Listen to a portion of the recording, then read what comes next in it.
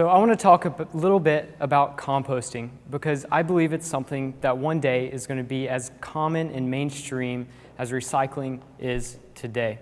Many of you might already know what composting is, but the way I view it is it's one of the oldest technologies that we have. It's something that we've honestly forgotten in our modern society.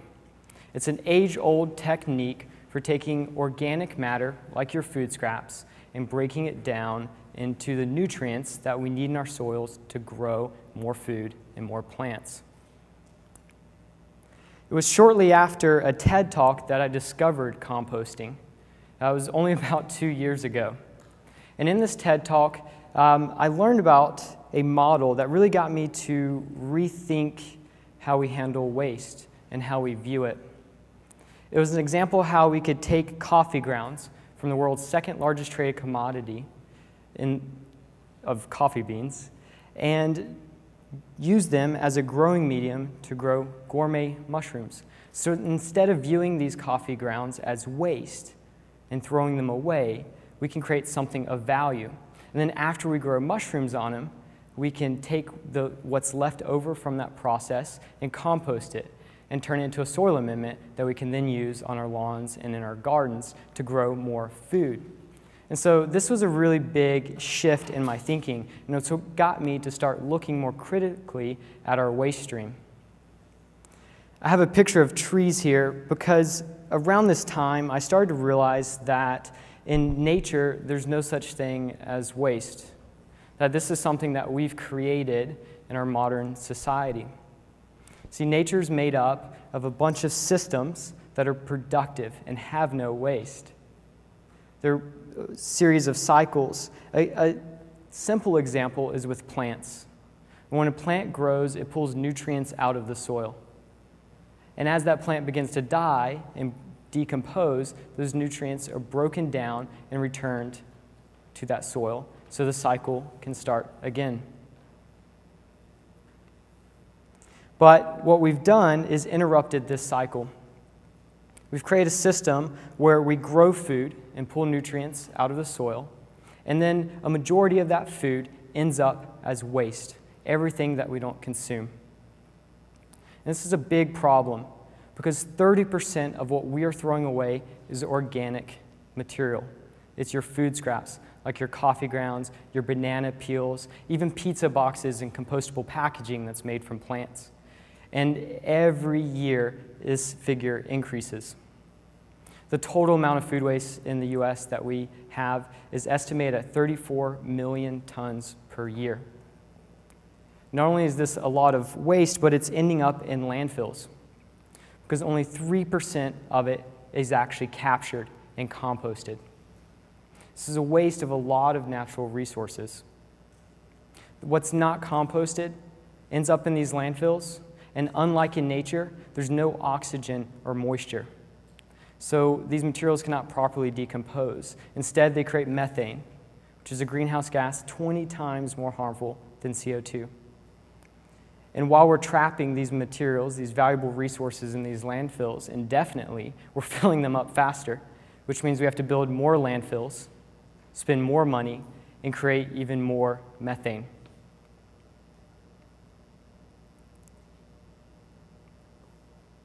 These are the landfills. It's very pretty. We're also reducing the quality of our soil when we do this. When we don't put this organic material back into the soil, it loses its ability to retain moisture, which requires the use of more water. It also reduces its ability to maintain a diverse ecosystem of organisms and nutrients that we need to grow healthy plants and therefore healthy food. I think that we can do better. Instead of having a system where we pull nutrients out of the ground and not return it, but trap it and waste it, I believe that we can, in a modern society, create a system where we're returning it. And I believe that we can do that at scale with composting. This is an idea that I share with tons of people and organizations throughout the world. municipalities all over the U.S., a little over 100 right now, have even mandated that we have to separate organics from our waste stream. In cities like San Francisco and Seattle, they have municipal-supported compost collection programs. Once they collect these materials, they're going to large compost facilities, much like this one.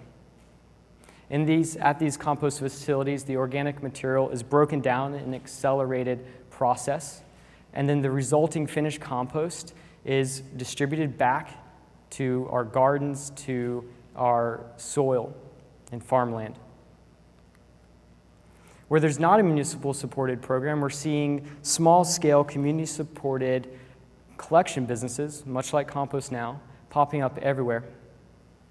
These businesses are focused on bringing together a mass of early adopters that help to lay the groundwork for these larger municipal-level programs.